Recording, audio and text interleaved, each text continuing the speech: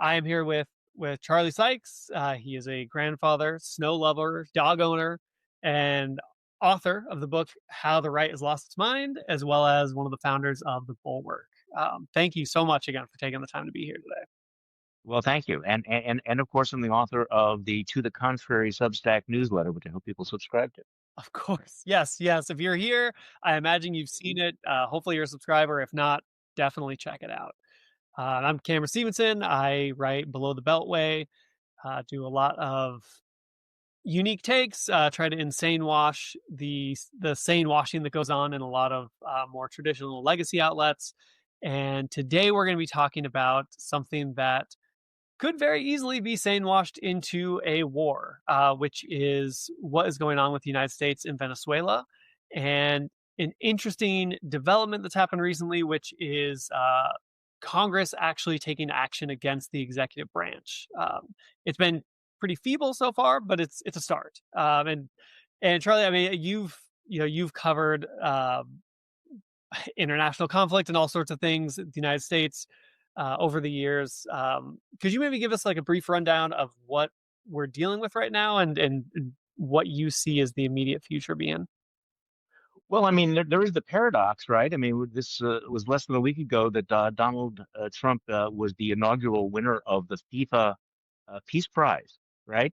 And yet today, what are we talking about? We're talking about, an escalation toward a war with Venezuela, a war that we don't really understand what it's about. Is it about drugs? Is it about immigration? Is it about the fact that Maduro is a deplorable left-wing dictator? But again, this is the paradox. One day Donald Trump wakes up and he says, I have solved all of these wars. The next day, he's sitting around with Pete Hegseth watching a snuff video of people that they have blown out of the water. So we talk about the Pete Hegseth story, but that's very interesting, as you point out. Um, for the first time in a long time, it feels like Congress has taken baby steps toward some oversight, some accountability, but it's just baby steps. So this new defense bill actually will cut Pete Hegseth's travel budget by a quarter if he does not release the full video of that double tap boat strike and the written orders. Now, I don't know whether a quarter of the travel budget's going to really impact Hegseth. That's the good news. The bad news is that Mike Rogers, the chairman of the House Armed Services Committee, Republican, has basically said, "Yeah, nothing to see here. We're not going to investigate. I have all the answers." So one step forward, one step back. But Pete Hegseth is going to continue to have a lot of tough questions to answer over the next few months. Yeah. Now, I'm curious because in this Trump administration, as long as an administrative member is loyal, that seems like it's really all that matters. Whereas during the first administration, it was a revolving door. There was people came up with the term Scaramucci to talk about how quickly people would cycle through his administration. I mean, do you think that there's any chance that Trump could feel the blowback to this to the point where he would ask Hegseth to resign, or does it seem like we're well past the point of him backing down on anything? Well, we're not there yet. The point you make needs to be emphasized that the only qualification in the Trump cabinet is absolute slavish loyalty. In Trump 1.0, you had some substantial individuals who occasionally would push back from Donald Trump. And the only times that he fired people really were when people were perceived to be disloyal, or they said no, or they were critical. Um, Pete Hegseth will never push back. Will never tell Donald Trump no.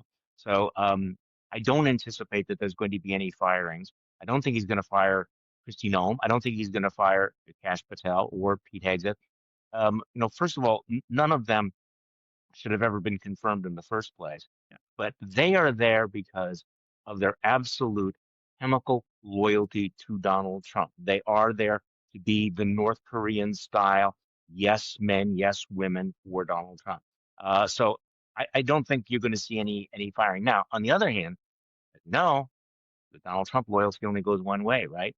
If if he believes that Hegseth or somebody else has become a liability to him or an embarrassment to him, then they're going to go. The scary part is if we really are, you know, you know, waddling toward a war with Venezuela, that puts American men and women at risk. Wars can be unpredictable.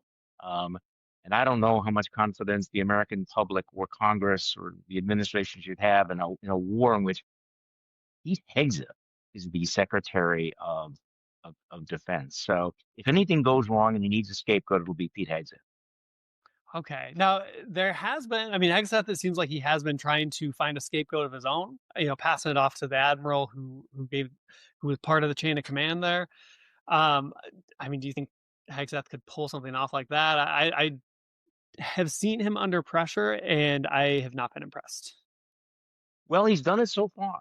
I mean, Yeah. understand that all the normal rules of gravity and of facts and of accountability have been broken by this administration. I mean, this is part of the problem. It's one of the reasons why I think people, heads are about to explode. Why I'm constantly reminding people you're not the crazy ones because none of the normal rules, operate here.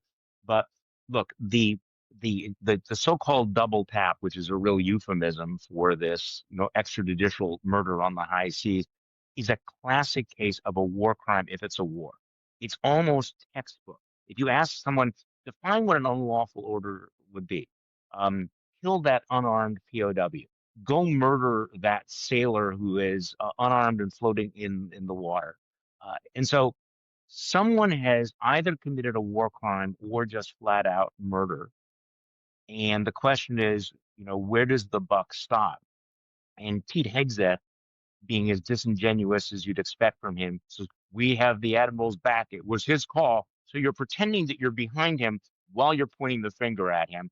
I'm not admiral. I got to be concerned. On the other hand, in Trump world, anybody can be eligible. If you're loyal enough, everybody is eligible for a pardon.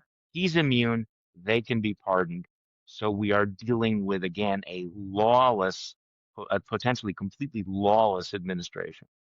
Yeah. Although I would say that these pardons that he gives out, they're only given, I mean, they're given for absolutely corrupt reasons. But from what I've seen, it's only when it can benefit Trump. Like how you've talked, how you mentioned that he would keep someone on his team until it's a disadvantage to him for whatever reason. Yeah. And so the only way I see Hegseth getting a pardon would be if there was some sort of advantage beyond just keeping him on board because I imagine there's a dozen other Hegseth lights who would be more than willing to take his place. Well, this is the way. Again, yes, you're right about the pardons, but also, when Donald Trump says, calls in, the people from ICE and or the FBI or the military, and he tells them to do something illegal, you know, part of his cloud is, and I will have your back. If you do this, don't worry, I will. So as an inducement to be absolutely loyal and to do exactly,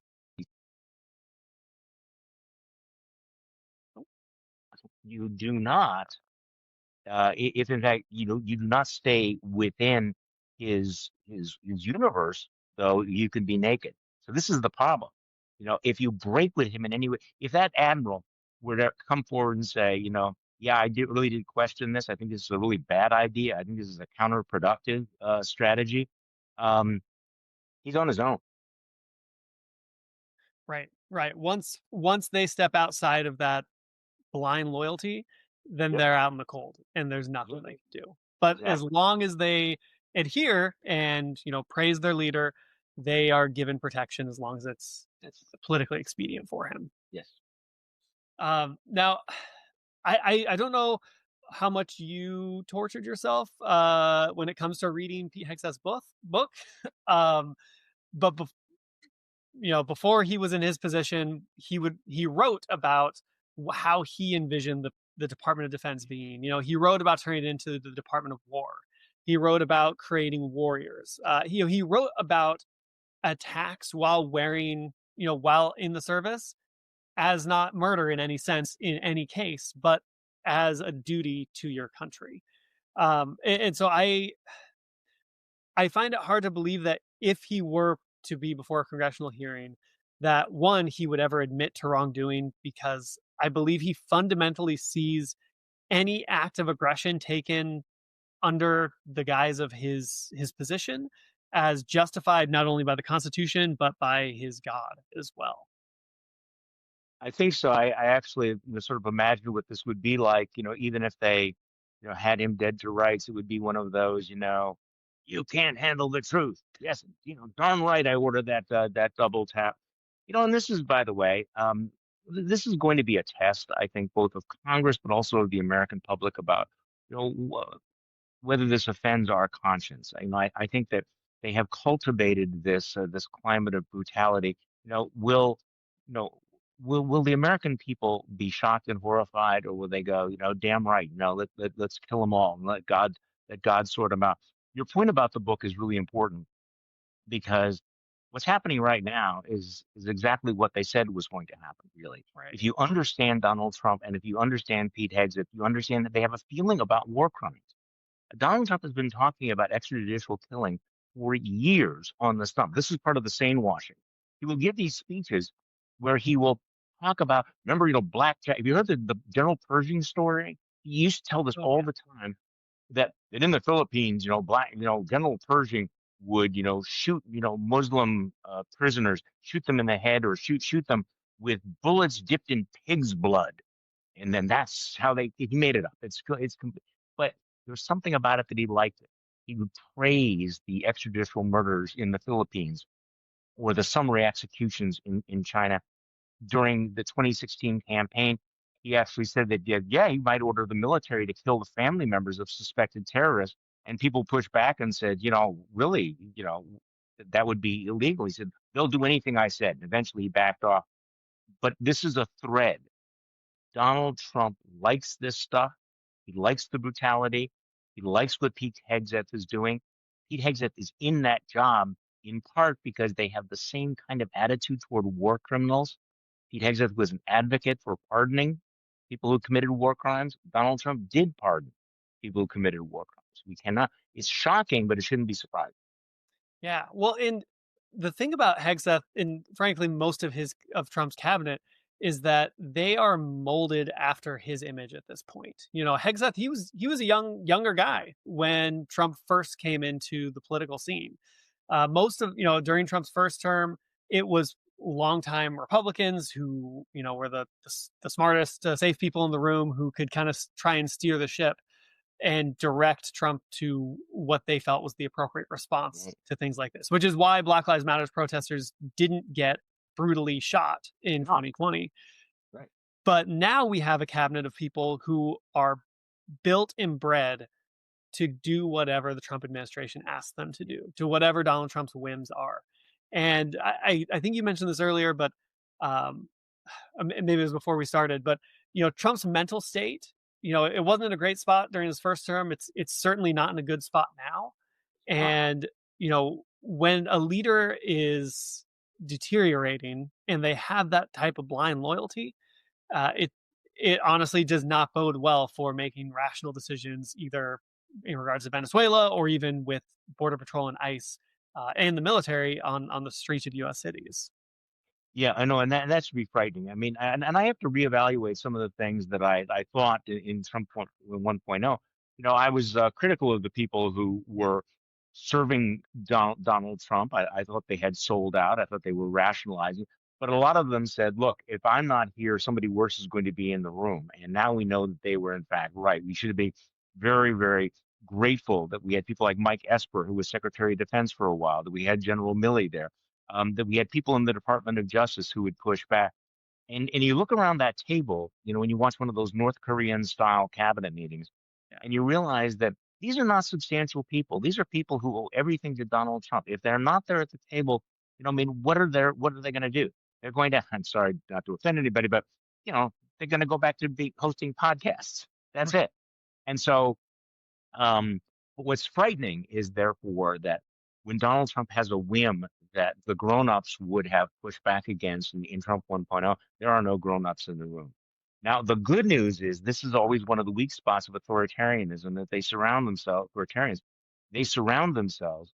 with loyalists who are often mediocrities. If your only qualification is your loyalty, you're going to have people like, say, Lindsey Halligan. You're going to have people in the Department of Justice who will just screw things up. But that's only a little bit of the good news. The bad news is that when he orders people to commit war crimes or to go to war against a country that he's decided, I mean, yeah, I mean, they won't say no. And by the way, this war in Venezuela, did you see he's now threatening the president of Colombia? You're next. Okay, Yeah. okay, Colombia. I was in DC last week, and there was somebody in the audience from Nigeria who said, "So, how seriously should people take Donald Trump talking about, invading my country, with guns blazing?" And I said, like, honestly, I don't think he's going to do it, but I can't answer you because is it Greenland? Is it Mexico? Is it Canada? Is it Nigeria?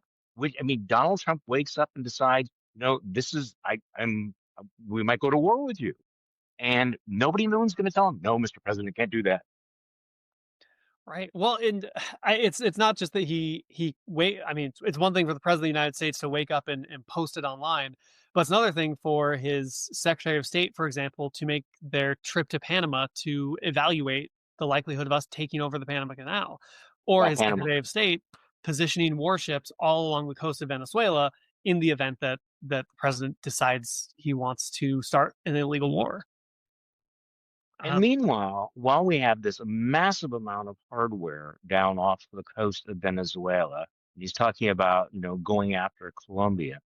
What is Donald Trump doing? He is appeasing Vladimir Putin, betraying Ukraine, and giving the Chinese this massive gift, the green lighting the sale of these very, very powerful AI chips, these artificial intelligence chips. So if you look at the world, our biggest geopolitical foes, are Russia and China. He is appeasing and sucking up to them while picking fights with our allies and putting us on war footing against countries in South America. So again, the world feels like it's turned upside down. I mean, for people who are like, how, every day you wake up and you think it just like reality is bent. It's the fact that the United States has now switched sides in the Cold War or whatever, that we are now friendly with Vladimir Putin, giving some of our most sensitive technology to the Chinese, while Donald Trump is pretending to be America first, making us strong because we're going to beat up a Latin American country. I mean, we live in insane times. So it's not yeah. you. These times are insane. I hope not. Well, and this you reminded me of a lot of reporting I've done throughout the year on tariffs has been what Trump and his administration has been saying about his tariff deals versus what is actually on paper, because he's announced at least a dozen times that you know he's reached a tariff deal with China. It's favorable to the U.S. and they're going to do whatever we say. um, but and then most traditional outlets, they will just repeat exactly, president says tariffs are good to go, US economy on the right track. But then you go and I researched and looked at to try and find the documents, the actual paper. There wasn't anything. And then Frameworks, concept of a plan. which is shocking. And I think this also says something about our current state of information, that I would then have to go to China state media to figure out what was actually being said, what the president of China was actually saying, and it was always, yeah, we'll see what they actually present us with, because we haven't given them anything tangible and they've agreed to nothing. But we're told by him, and it's relayed by traditional outlets that we're good to go. Which leads us to where we are now, where our economy is not in a pretty spot. Our situation with people being able to get jobs, people getting employment. We don't know the real numbers because they're not published anymore, but I know I can feel it in my life. I know people who've been searching for a job for months and are unable to find anything. It's just that eventually those information bubbles, they can't hold reality forever. Is then eventually something's going to bleed out.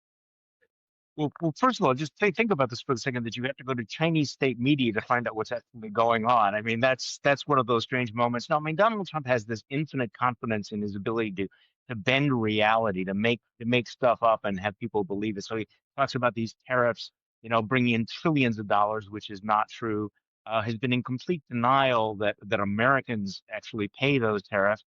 Um, part of the weird thing, of course, is that Donald Trump doesn't seem to actually understand how tariffs work. So on the one hand, he says, Shocked. only foreign countries pay the tariffs, and yet now we have to bail out farmers. There's a $12 billion bailout. Wait, so why are we bailing out farmers if they're not impacted by the tariff? And then, of course, you saw him go to Pennsylvania for his big speech on affordability. And what does he do? He mocks affordability. He mocks the issue. He's clearly, he's uniquely tone deaf on what's happening to the economy, especially with cost of living. Yeah, well, I mean, that's a whole an entire topic, just the comparison of a gilded White House, you know, 3 200 million, then 250, then 300 million, then who knows how much, ballroom is being built in his likeness, essentially. But you don't need more Meanwhile dolls or pencils, right, right? I right, I get to right, go. I get to go meanwhile in ballroom.